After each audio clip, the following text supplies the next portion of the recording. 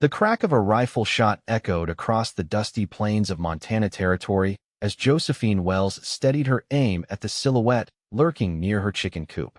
The year was 1879, and for the third time that week, someone or something had come to test her resolve as the sole defender of the modest homestead her late husband had built with his own 2 hands. "That's far enough," she shouted, her voice carrying on the wind that rustled through the tall prairie grass. The shadowy figure retreated, and Josephine lowered her rusty Winchester, squinting into the gathering dusk.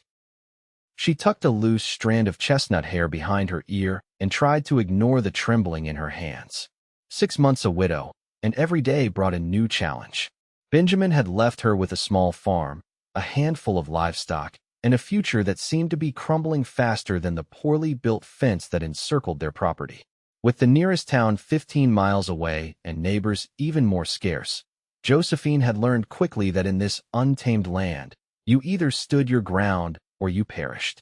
She made her way back to the farmhouse, rifle still clutched in her calloused hands. The small wooden structure looked particularly forlorn in the fading light, its weathered boards a testament to the harsh Montana elements. Inside, a single lantern illuminated the sparse furnishings: a wooden table, 2 chairs, a small iron stove, and the narrow bed she now slept in alone. Josephine set the rifle by the door and moved to the stove, where a pot of stew had been simmering. The aroma of rabbit and wild onions filled the small space, but her appetite had fled. The weight of solitude pressed down on her shoulders as she served herself a modest portion and sat at the table. Just another day, she whispered to herself, a habit she'd developed to combat the silence. Just keep going one more day. Sleep came fitfully that night, as it always did. Every creak of the house settling, every howl of a distant coyote jolted her awake, hand automatically reaching for the rifle that never left her bedside. When dawn finally broke, painting the eastern sky in hues of pink and gold, Josephine rose with the determination that had become her constant companion. The morning chores waited for no one, especially not a woman battling exhaustion. She pulled on a faded work dress and her husband's old boots, which were too large but served their purpose. After splashing cold water on her face from the basin, she headed outside to begin her day. The chickens needed feeding, the cow required milking, and the small vegetable garden demanded attention. Josephine worked methodically, her mind elsewhere as her body performed the familiar tasks. She was so lost in thought that she didn't notice the dust cloud on the horizon until it was almost upon her. Riders, 3 of them. Her heart leaped into her throat as she dropped the basket of eggs she'd been collecting and ran for the house. The rusty Winchester was in her hands seconds later as she positioned herself on the porch, ready to defend what little she had left. The men approached slowly, seemingly in no hurry. One rode slightly ahead of the others, his broad shoulders and straight posture marking him as the leader. As they drew closer, Josephine could make out more details: weathered faces, well-worn clothes, and the unmistakable look of men who had spent their lives on the frontier.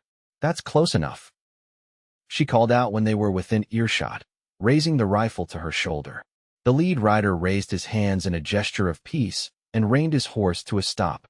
The other 2 followed suit, keeping a respectful distance. "Madam," the man called, his voice deep and steady, "we mean no harm. Name's Thomas Blackwood. These are my companions, Samuel and Oliver. We're looking for work and a place to rest our horses." Josephine didn't lower her rifle. "There's no work here, Mr. Blackwood, and I've no room for strangers." Thomas removed his hat, revealing dark hair with hints of gray at the temples. His face was tanned from the sun, with lines that spoke of both hardship and laughter. He couldn't have been more than 35, but the frontier aged a man quickly. "We've been riding for days, madam. Just passing through on our way to Helena. Noticed your fence is in poor condition. Could fix that for you in exchange for a place to camp for the night and maybe a hot meal." Josephine's eyes narrowed. The fence was indeed in shambles, another item on her endless list of repairs she couldn't manage alone. Still, 3 strange men on her property was a risk she wasn't sure she could afford to take. "How do I know you're not bandits, or worse?" she challenged. A small smile played at the corner of Thomas's mouth. "If we were bandits, madam, we wouldn't be asking permission, now would we?" There was logic in his words, But Josephine had learned that trust was a luxury she could ill afford. Yet, the fence did need fixing, and having it properly repaired would offer better protection against both human and animal predators. "You can make camp by the creek," she finally said, lowering the rifle slightly. "It's a quarter-mile east. You can work on the fence tomorrow, and I'll provide one meal. After that, you move on." Thomas nodded, placing his hat back on his head. "Fair enough, madam. We'll be at the creek if you need us. Come morning, you'll have a fence that'll stand up to anything this territory can throw at it." As the men turned their horses toward the creek, Josephine noticed how Thomas glanced back at her, his expression unreadable. Something about the intensity of his gaze made her cheeks warm, a sensation she hadn't felt since Benjamin first courted her years ago. She pushed the feeling aside and returned to her chores, though her mind kept wandering to the mysterious cowboy and his companions. That night, she slept with the rifle closer than ever, but for the first time in months, it wasn't fear that kept her awake. Morning arrived with the promise of a scorching day. Josephine rose earlier than usual, an inexplicable nervousness fluttering in her stomach. She prepared a simple breakfast of cornbread and coffee, then set about her morning tasks with unusual haste. True to their word, Thomas and his companions appeared just as the sun cleared the distant mountains. They rode up to the farmhouse, leading a fourth horse laden with tools and lumber. "Good morning, madam," Thomas called, dismounting with fluid grace. "Ready to get started on that fence?" Up close, he was even more imposing, tall and broad-shouldered, with hands that spoke of years of hard work. His eyes, she noticed, were a striking shade of blue that contrasted with his sun-darkened skin. "You can start with the western side," she said, forcing her voice to remain steady. "It's the weakest section." Thomas nodded. "Samuel here is a former carpenter. He'll know what needs doing. Oliver and I will follow his lead." The men set to work immediately, and Josephine found herself stealing glances at them, at Thomas in particular, as she went about her chores. They worked efficiently, tearing down the rotting sections of fence and replacing them with sturdy new posts and rails. By midday, the transformation was already remarkable. When the sun reached its zenith, Josephine brought out a pitcher of water and some bread and cheese. The men thanked her gratefully, taking a brief rest in the shade of a lone cottonwood tree. "This is good land you have here," Thomas commented as she handed him a cup of water. "Rich soil, good water supply. You managing all this alone?" Josephine stiffened. "My husband died last winter. Influenza." Thomas's expression softened. "I'm sorry for your loss, madam. It can't be easy." "I manage," she replied curtly, though the sympathy in his eyes made her throat tighten. "I don't doubt that for a second," he said, his voice gentle. "But everyone needs help sometimes. No shame in that." Before she could respond, he handed back the empty cup and returned to work, leaving Josephine with a strange ache in her chest. The men worked until dusk, by which time they had completely rebuilt the western fence line. The new barrier stood tall and strong, a stark contrast to the decrepit structure it had replaced. As promised, Josephine prepared a meal rabbit stew with the last of her preserved vegetables and fresh-baked bread. She invited the men to eat on the porch rather than inside the house, still maintaining a cautious distance. "This is mighty fine cooking," Mrs. Thomas paused, realizing he didn't know her name. "Wells," she supplied. "Josephine Wells." "Mrs. Wells," he finished with a nod. "Best meal we've had in weeks." The simple compliment warmed her more than it should have. "It's the least I could do, considering the work you've put in today." As they ate, the men shared stories of their travels, tales of bustling mining towns, vast cattle drives, and the ever-changing landscape of the western frontier. Josephine found herself laughing for the first time in months at Oliver's animated account of a run-in with an overly friendly bear. When the meal was finished, Thomas helped her clear the dishes despite her protests. "We'll finish the rest of the fence tomorrow," he said as they stood at the edge of the porch. The setting sun cast long shadows across the land, painting everything in gold and amber. "Should have it all done by nightfall." Josephine nodded, suddenly aware of how close he was standing. I appreciate the help, Mr. Blackwood." "Thomas," he corrected with a smile that reached his eyes. "Mr. Blackwood was my father." "Thomas," she repeated softly. For a moment, neither of them moved, caught in a strange, fragile moment that Josephine didn't quite understand. Then Thomas cleared his throat and stepped back. We should get back to our camp. Early start tomorrow. He put on his hat and gave her a small nod before joining his companions, who were already mounting their horses. Josephine watched them ride away, her thoughts in turmoil. She had lived in isolation for so long that the simple act of conversation with others with him had awakened something she'd thought long buried. That night, as she lay in bed, her mind replayed every word, every glance exchanged with the enigmatic cowboy. Sleep eluded her, replaced by a mixture of anticipation and trepidation for what the new day would bring. The next morning dawned clear and bright. Josephine dressed with more care than usual, selecting a dress that, while still practical, was less faded than her everyday wear. She told herself it was merely a matter of dignity, of not appearing destitute before strangers, but deep down, she knew there was more to it. Thomas and his companions arrived early, as promised. They set to work immediately on the remaining sections of fence, and Josephine busied herself with her own chores, trying not to watch Thomas too obviously. There was something compelling about the way he moved, with purpose and quiet confidence. Mid-morning, as she was hanging laundry, a commotion from the direction of the chicken coop caught her attention. Without thinking, she grabbed her rifle and rushed toward the sound, heart pounding. She rounded the corner to find Thomas facing off with a large coyote that had somehow slipped through the incomplete fencing. The animal was cornered, snarling and clearly frightened. "Stay back," Thomas warned, not taking his eyes off the coyote. "It's after my chickens," Josephine said, raising her rifle. Thomas held up a hand. "No need for that.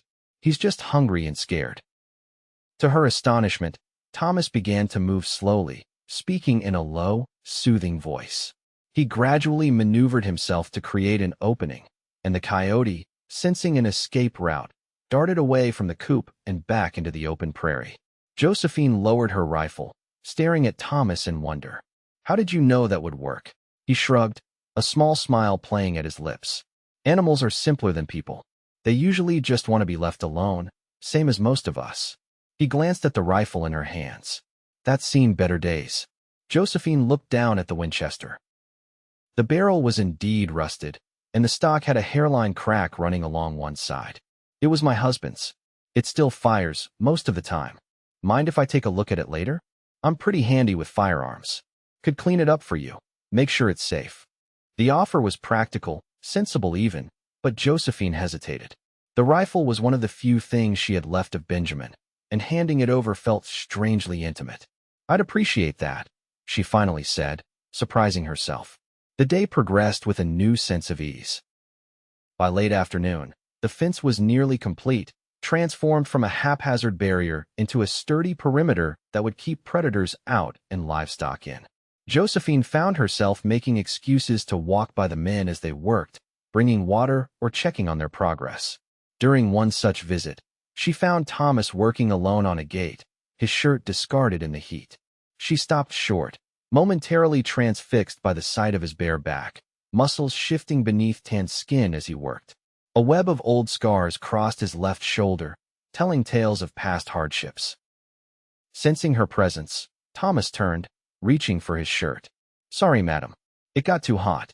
"No need to apologize," she said quickly, feeling her cheeks flush. "It's your comfort while working." He pulled the shirt back on but left it unbuttoned, a compromise that did little to help Josephine's composure. "Almost finished here. This gate will be solid enough to keep out anything short of a charging buffalo." Josephine nodded, trying to focus on the gate rather than the man building it. "You've done more than I expected. I'm not sure one meal is fair payment."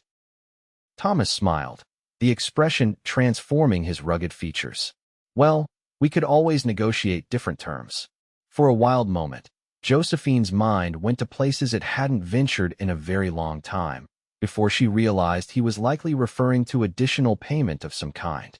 "I don't have much money," she admitted, embarrassment coloring her tone. "Wasn't thinking of money," Thomas replied, his voice gentle. "But we can discuss it later. Right now, this gate needs finishing before sundown." He returned to his work, leaving Josephine to retreat to the house, her thoughts in disarray and her heart beating a rhythm she had nearly forgotten. That evening, with the fence complete, Josephine invited the men inside for supper. It was a risk, allowing strangers into her home, but after 2 days of watching them work tirelessly on her behalf, her fears had largely subsided. The meal was simple fried potatoes, salt pork, and the last of her bread, but the men ate with appreciation. Conversation flowed easily, with Samuel sharing stories of his days as a carpenter in St. Louis, and Oliver speaking fondly of his family back east. Thomas spoke less than the others, but his eyes rarely left Josephine, a fact she was acutely aware of. After the meal, Samuel and Oliver excused themselves to check on the horses, leaving Josephine alone with Thomas. An expectant silence filled the small room. "About that payment," Thomas finally said, setting down his coffee cup. "I was thinking we might stay on a bit longer. There's a lot more that needs doing around here. That barn roof is one strong wind away from collapsing, and your well could use a proper cover." Josephine stared at him, surprised by the offer. "You're suggesting you stay and work in exchange for what? Room and board?" Thomas met her gaze steadily. "For now, we've been on the move for a long while. Might be nice to stay in one place for a bit, if you're amenable." The proposition was both tempting and terrifying. Having help around the farm would be invaluable, but extending her trust further felt like stepping off a cliff without knowing what lay below. "Why would you want to stay?" she asked bluntly. "This is hardly a prosperous place." Something flickered in Thomas's eyes, hesitation, perhaps, or a deeper emotion she couldn't name. Sometimes a man gets tired of wandering. Sometimes he sees something worth stopping for. The weight of his words hung between them, laden with implications neither was ready to voice aloud. "1 week," Josephine said finally. "You can stay 1 week, and we'll see how it goes." Thomas smiled, the corners of his eyes crinkling. "1 week it is, Mrs. Wells." "Josephine," she corrected softly. "If you're staying, you might as well use my name."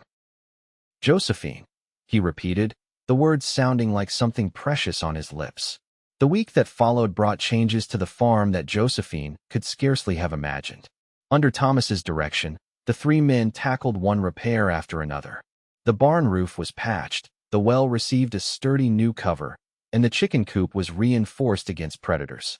Samuel, with his carpenter's skill, even repaired the sagging porch steps and a troublesome shutter that had banged in the wind for months. But it was Thomas who truly transformed the place. He seemed to instinctively understand what needed doing without being told. When he wasn't working alongside his companions, he was cleaning and repairing her husband's tools, organizing the small storage shed, or teaching Josephine how to maintain the equipment herself. On the 3rd day, true to his word, he asked for her rifle. Josephine handed it over with only slight reluctance, watching as he carefully disassembled it on a cloth spread across her kitchen table. "This is a good weapon," he commented, examining each part with expert eyes. "Just neglected. With proper care, it'll serve you well for many years." He worked methodically, cleaning away rust and grime, oiling moving parts, and tightening loose components. His hands, large and powerful enough to break the rifle in half, moved with surprising delicacy. "Where did you learn to do this?" Josephine asked, fascinated by his careful work. A shadow passed over Thomas's face. "Army. Spent 4 years with the cavalry after the war." "Is that where you met Samuel and Oliver?" He nodded. Samuel was the company carpenter. Oliver was just a kid when he joined up, barely 16 though he lied about his age. "We've been riding together since our discharge 3 years back." "And before the army?" Josephine pressed, realizing how little she knew about this man who had so quickly become essential to her daily life. Thomas's hands paused briefly. "Grew up in Missouri. Family had a small horse ranch. Lost it during the war when I was away fighting." He resumed his work, his tone making it clear that chapter of his history was closed. Josephine didn't push further. Everyone in this territory carried losses and secrets. It was an unspoken rule not to dig too deeply unless invited. When the rifle was reassembled, it looked almost new. Thomas handed it back to her with a small smile. "There. Should fire true now." Their fingers brushed during the exchange, a fleeting contact that sent a jolt through Josephine's body. She quickly stepped back, flustered by her reaction. "Thank you," she said, her voice slightly unsteady. "It hasn't worked this smoothly since Benjamin was alive." Thomas nodded, his expression softening at the mention of her late husband. "He took good care of it originally. Quality weapon. Just needs regular maintenance. That evening, as they sat on the porch after supper, Thomas offered to teach her how to shoot properly. No offense intended, he said quickly, but I noticed your stance when you were aiming at us that first day. A few adjustments could improve your accuracy considerably. Josephine accepted, more eager than she cared to admit for the excuse to spend time with him. The following afternoon, they set up targets, empty cans and bottles along the newly built fence line. Thomas stood behind her, adjusting her posture with gentle hands on her shoulders. Relax your breathing, he instructed, his voice close to her ear. Aim with both eyes open, and squeeze the trigger slowly, don't pull it. His proximity was distracting, his body heat palpable even in the space between them. Josephine forced herself to focus on the target, following his instructions. When she fired, the can she'd aimed at flew off the fence post. I hit it, she exclaimed, surprised and delighted. Thomas's laugh was warm and genuine. You're a natural. A few more sessions, and you'll be out shooting me. They practiced until the light began to fade, by which time Josephine had hit more targets than she'd missed. The confidence it gave her was exhilarating, not just the ability to defend herself, but the knowledge that she could learn, could master new skills even at this point in her life. Thank you, she said as they walked back to the house, the rifle comfortable in her hands in a way it had never been before. For teaching me. For everything. Thomas glanced down at her, his expression hard to read in the gathering dusk. You're welcome, Josephine. It's been my pleasure. As the week progressed, Josephine found herself dreading its end. The farm was running better than it had even when Benjamin was alive, and the constant presence of others of Thomas had eased the loneliness that had been her constant companion for months. The morning of the 7th day dawned with a heaviness in Josephine's heart. She rose early and prepared a more substantial breakfast than usual, flapjacks with the last of her maple syrup, eggs, and side meat. It was extravagant by her standards, but it felt important to mark the occasion. The men arrived from their camp by the creek, where they had continued to sleep despite her offer of the barn. They ate heartily, complimenting her cooking as always, but an undercurrent of melancholy permeated the meal. Even Oliver's usual jovial manner was subdued. After breakfast, Thomas asked to speak with her privately. They walked to the edge of the property, where the new fence stood as testament to their time together. The week's up, he said simply, gazing out over the rolling prairie beyond her land. Josephine nodded, not trusting herself to speak. A knot had formed in her throat, tight and painful. I've been thinking, Thomas continued, turning to face her. This is good land, as I said before, but it's too much for one person to manage alone, no matter how capable. I've managed so far, Josephine said, a hint of defensiveness creeping into her voice. You've survived, Thomas corrected gently. That's not the same as living. The distinction struck her with unexpected force. He was right, she had been existing, not living, going through the motions of each day with no joy, no purpose beyond simple survival. What are you suggesting? She asked, though she hoped she knew. Thomas took a deep breath, as if gathering courage. I'm suggesting we stay on. Permanently. As partners. Partners, Josephine repeated, the word both promising and ambiguous. To start with, he said, his blue eyes intent on hers. I won't pretend I haven't come to care for you, Josephine. More than I expected. More than might be proper, given your recent loss. But I'm a patient man. The directness of his admission stunned her. In the proper world she'd left behind in Missouri, such a declaration would have been scandalous. But they weren't in that world anymore. Here, on the frontier, life moved at a different pace, governed by necessity and survival rather than social niceties. And Samuel and Oliver? She asked, stalling while her mind raced. They'd stay too, at least for a while. Samuel's been talking about building his own place eventually. Oliver follows where we go, for now. Thomas took a step closer. But this would be between you and me. A partnership. Your farm, my labor and protection. Whatever else might develop between us would be on your terms, in your time. The offer was generous, more than fair. It was also terrifying in its implications. Accepting meant acknowledging that she couldn't do this alone, that the independent life she'd been clinging to was more illusion than reality. It also meant opening herself to the possibility of loss again, something she wasn't sure she could bear. I need time to think, she said finally. Thomas nodded, disappointment flashing briefly across his features before he masked it. Of course. We'll head into town for supplies today, give you some space. We'll be back by tomorrow evening. You can give me your answer then. He tipped his hat and walked back toward the house, leaving Josephine alone with her thoughts and the vast Montana sky. The day stretched endlessly after the men departed. Josephine went through her chores mechanically, her mind preoccupied with Thomas's proposition. The house seemed eerily quiet without their presence, the silence amplifying the loneliness she had grown accustomed to before their arrival. As dusk approached, she sat on the porch, watching the horizon for signs of their return despite knowing they wouldn't be back until the following day. The sunset painted the sky in vivid shades of orange and purple, a beauty she would have once shared with Benjamin. She hadn't thought of him as often these past days, a realization that brought a pang of guilt. Would he want her to move forward? To find companionship, perhaps even love again? Or would he see it as a betrayal of what they had shared? She closed her eyes, trying to conjure his face, his voice. Instead, it was Thomas who filled her thoughts, his gentle hands showing her how to aim the rifle, his quiet strength as he worked beside her, the intensity in his blue eyes when he looked at her. A distant sound broke through her reverie, hoofbeats, approaching fast. Josephine stood, shading her eyes against the setting sun. A group of riders was coming toward the farm, at least 5 or 6 from what she could make out. Not Thomas and his companions, returning early. Instinctively, she reached for the rifle, which now stood always ready by the door. Fear quickened her heartbeat as she recognized the danger of facing multiple riders alone.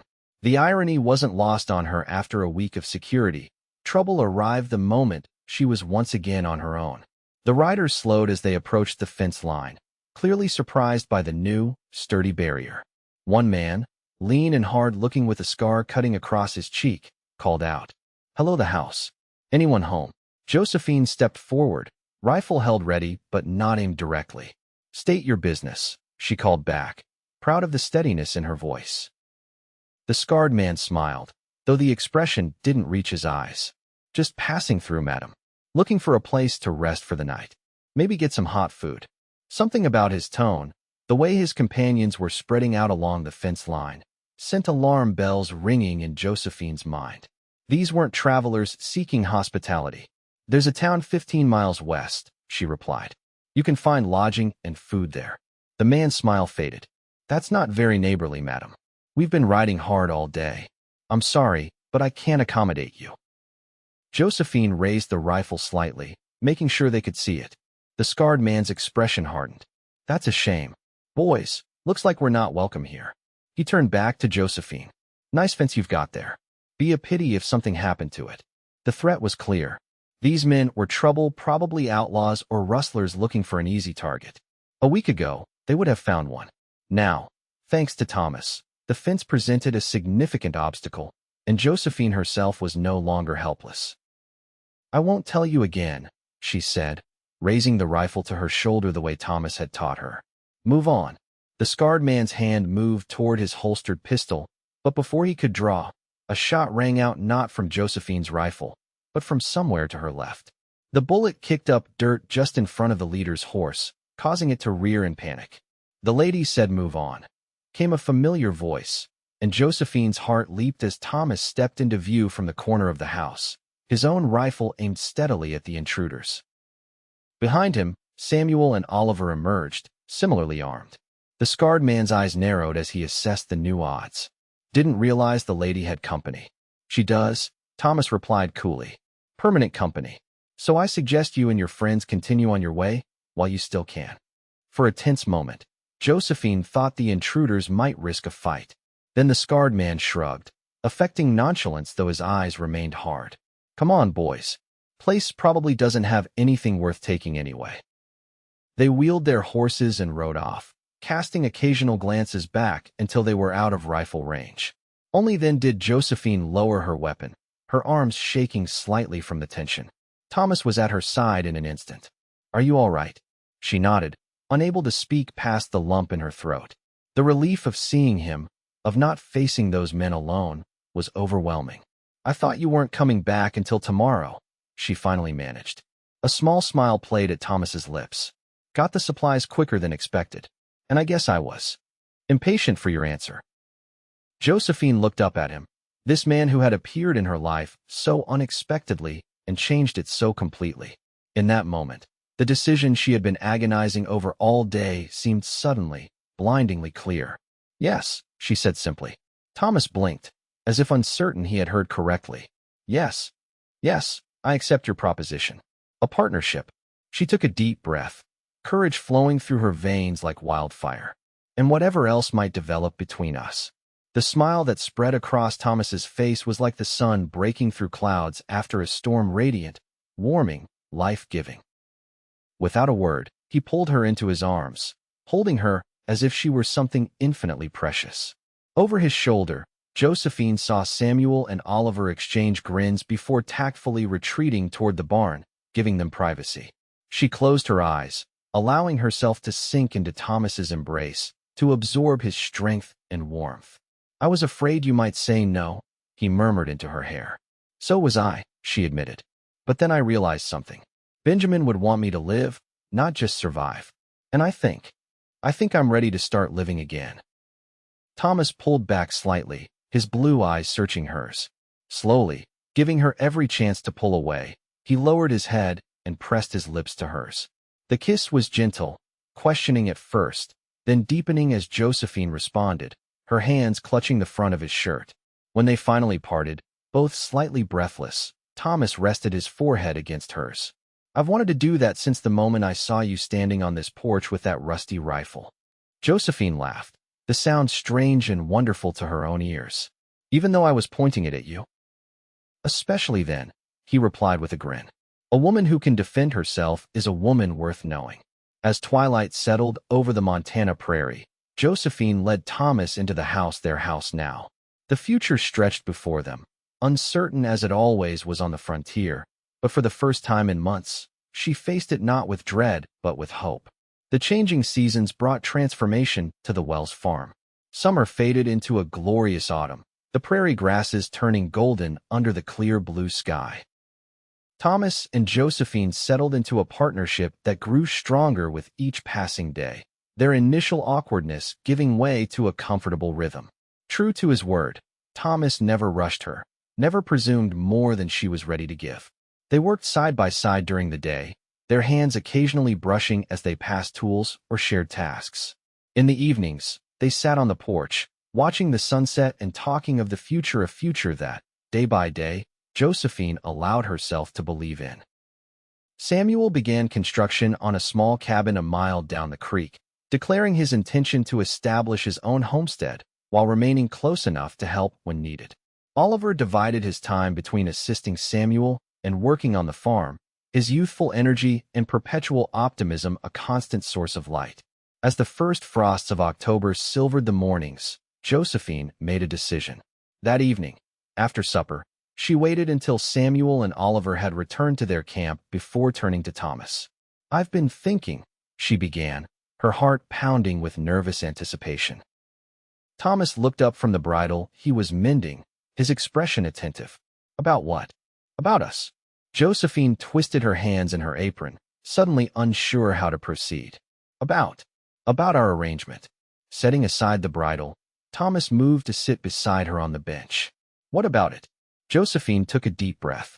It seems foolish, you sleeping in the barn when there's a perfectly good house here. A house that's half yours now, in practice if not in law. Thomas went very still, his eyes never leaving her face. Josephine, are you saying what I think you're saying? I'm saying it's time. Time for us to be more than just partners in name. Her cheeks flamed, but she forced herself to continue. Time for us to be husband and wife in truth, if not yet in law. For a moment, Thomas didn't move, and Josephine feared she had misread the situation entirely. Then he reached out, gently taking her hand in his. Are you certain? He asked, his voice husky with emotion. I don't want you to feel obligated or rushed. Josephine smiled, squeezing his hand. I'm certain. I've been certain for weeks, just afraid to admit it. Afraid of what it might mean to love someone again, knowing how easily they can be taken away. I can't promise you forever, Thomas said softly. No one can. But I can promise to cherish every day we're given, to never take a single moment with you for granted. He drew her close, his kiss deeper and more urgent than any they had shared before. Josephine responded in kind, months of restrained desire finally finding expression. When they broke apart, both breathing heavily, Thomas rested his forehead against hers. I love you, Josephine Wells. Have since the moment you stood on this porch with that rusty rifle, ready to defend what was yours with everything you had. I love you too, she whispered, the words both frightening and liberating. And I'm ready for you to come home. Truly home. That night, as snow began to fall outside, Thomas Blackwood and Josephine Wells became one in the most ancient of ways, their bodies expressing what words could not fully convey. Later, lying in his arms, Josephine felt a peace she had thought lost forever. We should make it official, Thomas murmured, his fingers tracing lazy patterns on her bare shoulder. Find a preacher, do this properly. Josephine nodded against his chest. When spring comes, the passes will be closing soon with the snow. Spring it is, then. He kissed the top of her head. Though in my heart, you're already my wife. And you're my husband, she replied, the words feeling right in a way she hadn't expected. Winter descended on the Montana Territory with a vengeance, bringing howling blizzards and temperatures that froze the creek solid. The newly reinforced farmhouse stood firm against the elements, its occupants warm and safe within. Josephine discovered new sides of Thomas during those long winter days and nights. He was a gifted storyteller, spinning tales of his travels that kept them entertained when darkness fell by mid-afternoon. He carved delicate wooden figures by firelight horses, eagles, a miniature replica of the farmhouse that he presented to her on Christmas morning. In turn, Thomas learned of Josephine's passion for books, the few precious volumes she had brought west with her and read until their pages were soft with handling. He listened attentively as she read aloud, sometimes Shakespeare, sometimes Dickens, her voice bringing the words to life in their snug cabin while the wind howled outside. They developed their own traditions, coffee shared in pre-dawn darkness, walks through the snowy landscape on clear days, lessons in tracking and hunting that Thomas insisted would serve her well. When Thomas taught her to ice fish on the frozen creek, Josephine's triumphant laughter at catching her first trout echoed across the white landscape. Samuel and Oliver joined them for Sunday dinners, the small house filled with warmth and conversation that reminded Josephine of her childhood home. On those evenings, watching Thomas's animated discussions with his friends, she marveled at how completely her life had changed in just a few months. February brought the harshest weather yet, storms that kept them housebound for days at a time. During one such confinement, as they lay in bed listening to the wind rattle the shutters, Josephine made a confession. I'm afraid sometimes, she whispered into the darkness. Thomas's arm tightened around her. Of what? Of how much I love you. Of losing you, like I lost Benjamin. She swallowed hard. Of being alone again. Thomas was silent for a long moment, his hand stroking her hair soothingly. I can't promise nothing will happen to me, Josephine. Life out here is unpredictable, as you know too well. But I can promise that as long as there's breath in my body, I'll find my way back to you. He shifted, propping himself up on one elbow to look down at her, his face dimly visible in the faint light from the banked fire. And you're stronger now than you were. If the worst happened, you'd survive. You'd go on. I don't want to just survive, she said fiercely. Not anymore. Not after knowing what it is to truly live. Thomas kissed her then, a kiss that deepened until words became unnecessary, their bodies communicating what their hearts already knew. As March arrived, bringing the first tentative signs of spring, Josephine began to suspect a new development. Her monthly cycle, always regular, failed to appear. Certain foods that she had always enjoyed now turned her stomach. Mornings found her dizzy and nauseated, a condition she hid from Thomas until she was certain. On the first truly warm day of spring, with snowdrops pushing through the melting drifts around the house, Josephine finally shared her suspicion. Thomas, she said as they sat on the porch, enjoying the sunshine, I have something to tell you. He turned to her, his expression curious. What is it? I think, she paused, suddenly nervous. I believe I'm going to have a baby. Our baby. Thomas stared at her, his face blank with shock. For a heart-stopping moment, Josephine feared she had misjudged his desire for a family. Then his expression transformed, joy spreading across his features like sunrise. "A baby," he repeated, his voice filled with wonder. "You're sure?" Josephine nodded. "As sure as I can be without a doctor's confirmation. It would be due in late autumn, by my calculation." Thomas let out a whoop of joy that startled the chickens in the nearby yard. He leaped to his feet, pulled Josephine up, and swung her in a gentle circle, mindful of her condition. "A baby," he said again, setting her down and placing a reverent hand on her still flat stomach. "Our child." The awe in his voice brought tears to Josephine's eyes. "You're happy, then?" Happy doesn't begin to describe it. He cupped her face in his hands. "This calls for a celebration, and a wedding, sooner rather than later." The next day, Thomas rode to the nearest town, returning with news that a circuit preacher would be passing through in 2 weeks' time. He also brought back fabric for a new dress, a soft blue calico that matched Josephine's eyes, and a simple gold band that must have cost most of their modest savings. "It was my mother's," he explained when she protested the expense. "I've carried it with me all these years, waiting for the right person to give it to." The wedding took place on a perfect spring day in early April. Samuel had completed his cabin, but contributed his carpentry skills to build a proper altar in the farmyard. Oliver collected wildflowers that grew in profusion along the creek, arranging them in mason jars to decorate the improvised church. Neighbors from miles around came to witness the union, drawn by the novelty of a wedding in such a sparsely populated area. Many brought gifts, preserves, hand-sewn linens, practical items for the farm, and stayed to share in the feast that followed the ceremony. Josephine wore the blue calico dress, her hair adorned with a crown of prairie flowers. As she walked toward Thomas, who waited by the altar in his best shirt and a new vest, she felt none of the nervous trepidation that had marked her first wedding. Instead, a profound certainty filled her heart. This was right. This was meant to be. The preacher, a weathered man who had united countless frontier couples, spoke of commitment and partnership, of building a life together in a land that demanded both strength and tenderness. When Thomas slipped the gold band onto Josephine's finger, his hands were steady, his eyes clear with purpose. "I take you, Josephine Wells, to be my lawfully wedded wife," he said, his voice carrying across the hushed gathering. "To have and to hold, from this day forward, for better or worse, for richer or poorer, in sickness and in health, until death parts us.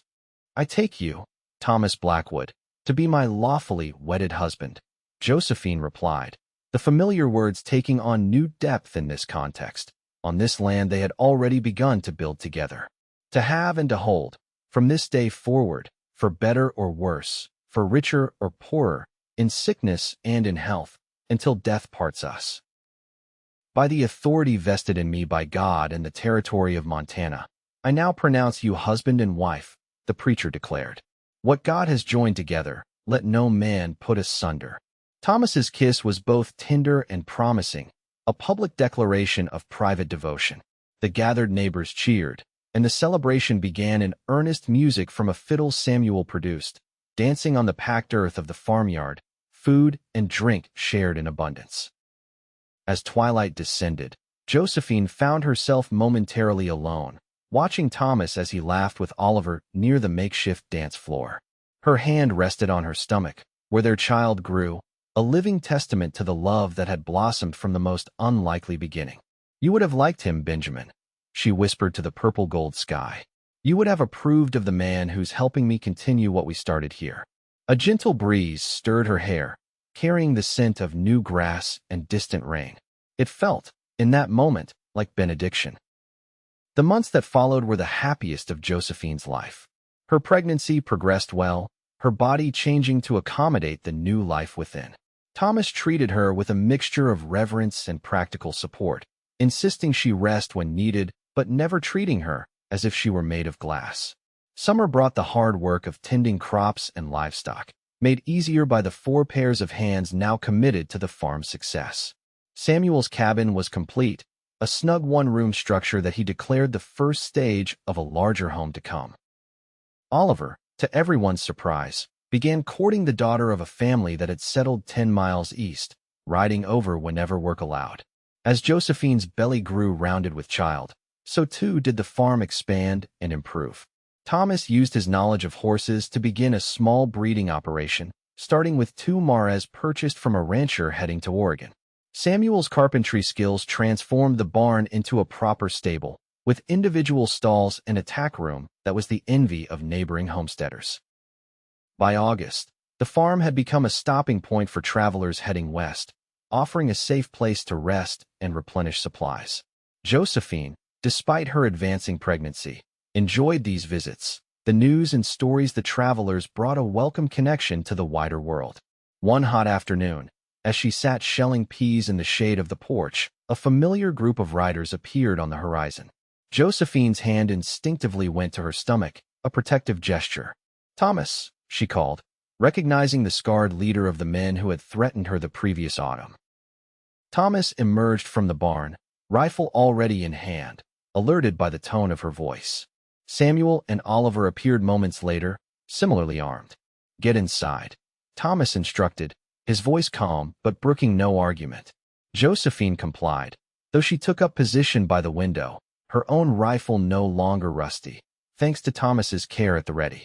From this vantage, she watched as the riders approached the fence line, the very fence that Thomas and his friends had built almost a year before. This time, however, the scarred man raised his hands in a gesture of peace as they drew near. "We're just passing through," he called. "No trouble." Thomas stood his ground, rifle not quite aimed, but clearly ready. "Keep passing, then." The scarred man nodded, his eyes taking in the changes to the property, the expanded barn, the new corral, the thriving garden. His gaze lingered briefly on the window where Josephine stood, and she could have sworn a flash of respect crossed his features before he turned away.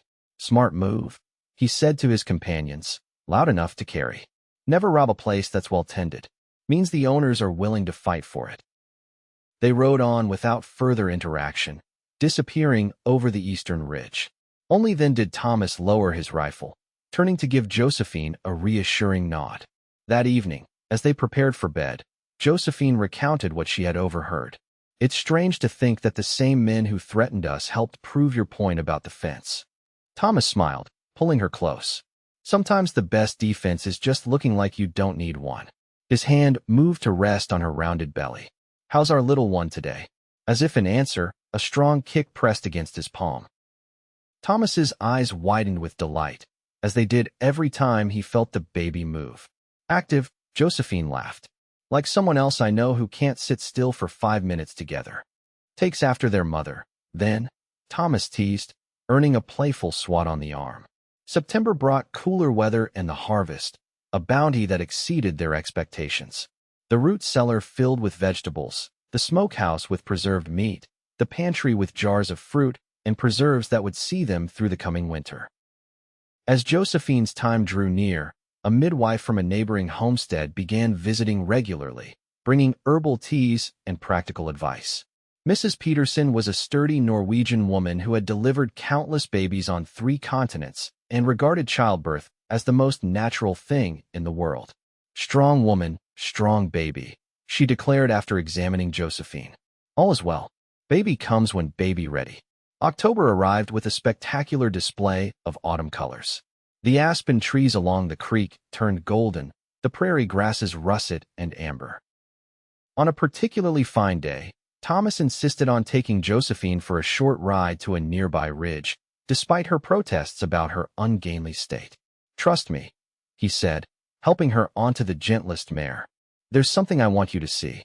They rode slowly, Thomas leading her horse, until they reached the top of the ridge that formed the western boundary of their property. From this vantage point, the entire farm was visible: the house and barn, the corrals and fields, the creek winding its silver path through the land. "Look," Thomas said, gesturing to the vista before them. "Look at what we've built together." Josephine gazed down at their home, transformed from the struggling homestead it had been a year ago into a thriving farm. From this distance, she could see Samuel working on an addition to his cabin, Oliver leading a horse in the corral, the smoke from the chimney rising straight in the still autumn air. "It's beautiful," she said softly. "This is what I saw that first day," Thomas told her, his voice thick with emotion. "Not what was, but what could be." With you. Josephine turned to him, touched beyond words by the simple declaration. Before she could respond, however, a sharp pain gripped her abdomen. She gasped, clutching the saddle horn. Thomas was at her side instantly. What is it? What's wrong? The baby. Josephine managed as the pain subsided. I think it's time. The ride back to the farm was a careful, anxious journey, with Thomas checking on her constantly. By the time they reached the house, the pains were coming regularly, though still far apart. Mrs. Peterson was summoned and arrived within hours, her calm presence a balancing force against Thomas's barely contained anxiety. She shooed him from the bedroom with firm instructions to boil water and prepare clean linens, tasks designed as much to keep him occupied as to assist with the birth. The labor progressed through the night, Josephine's cries occasionally punctuating the darkness. Thomas paced outside the bedroom door, deaf to Samuel and Oliver's attempts at distraction. When dawn broke, painting the eastern sky with pink and gold, a new sound joined the morning chorus, the lusty cry of a newborn. Mrs. Peterson opened the door, her lined face wreathed in smiles. Come meet your daughter, Mr. Blackwood. Thomas entered the bedroom with reverent steps. Josephine lay propped against pillows, exhausted but radiant, a small bundle cradled in her arms. As he approached, she looked up, tears of joy streaming down her face. Thomas, meet Catherine Grace Blackwood, she said, using the name they had chosen if the baby was a girl, honoring both their mothers. Thomas sat carefully on the edge of the bed, staring in wonder at the tiny face nestled in the blankets. Catherine had a dusting of dark hair, like his, and when she opened her eyes briefly, he glimpsed a blue that matched her mother's. She's perfect, he whispered, touching a finger to his daughter's impossibly small hand. Tiny fingers closed around his in a grip that, though feeble, seemed to hold his entire heart. Would you like to hold her? Josephine asked. With trembling hands, Thomas accepted his daughter, cradling her with a tenderness he had never known he possessed. Hello, Catherine, he murmured. I'm your father. The word father filled him with a mixture of terror and exhilaration. This tiny being depended on him completely, would look to him for protection, guidance, love. It was a responsibility greater than any he had ever faced, even in war. I promise you, he continued, his voice barely audible, that I will always be there for you, that I will teach you everything I know and learn from you things I never imagined, that I will love you and your mother until my last breath. Josephine reached out, taking his free hand in hers. We're a family now, Thomas. A real family. The years passed with the rhythm of the seasons, each bringing new challenges and joys to the Blackwood farm. Catherine grew from an infant to a toddler to a spirited young girl with her father's dark hair and her mother's determined spirit. At 4, she could already ride a pony by herself, a fact that filled Thomas with both pride and terror. 2 years after Catherine's birth, Josephine gave birth to a son, William Benjamin Blackwood, a sturdy boy with a serious disposition who nonetheless broke into dazzling smiles whenever his father entered the room. Thomas taught him to fish as soon as he could hold a rod, and by age 3, William was catching his own trout from the creek bank. The farm prospered beyond their initial hopes. Thomas's horse breeding operation gained a reputation for quality stock, drawing buyers from as far as Wyoming and Idaho. Josephine established a small orchard that produced apples and pears, supplementing their income and providing another connection to the wider community through the Autumn Harvest Festival they began hosting. Samuel eventually married a widow from town who brought 2 children of her own to his expanding cabin. Oliver and his sweetheart wed a year later, establishing their own homestead nearby, creating a close-knit community where once there had been isolated farms. The original fence, the one that Thomas and his friends had built that fateful week, was replaced section by section over the years with sturdier materials.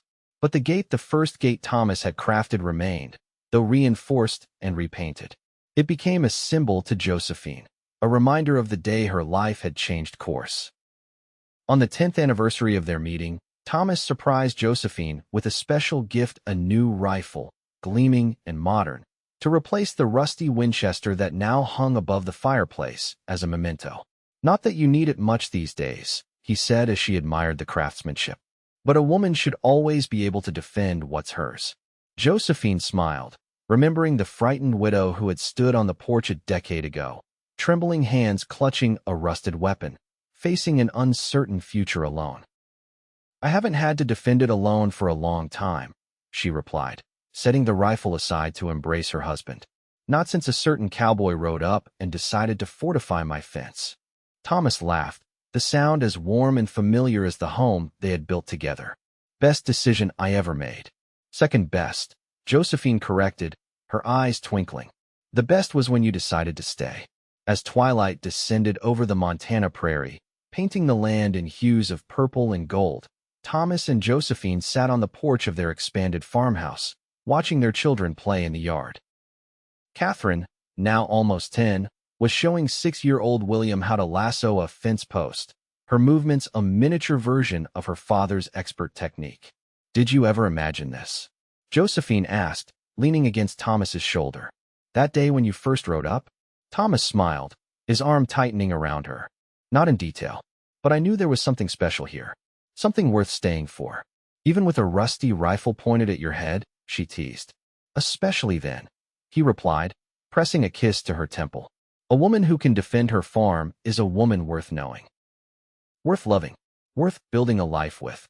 As the first stars appeared in the deepening blue of the sky, Josephine reflected on the journey that had brought them to this moment, from fear to trust, from loneliness to love, from mere survival to a life rich with purpose and joy. The path had not always been smooth, but every step had led them here, to this home, this family, this love that had begun with a rusty rifle and a fortified fence. And in the end, that was all that mattered.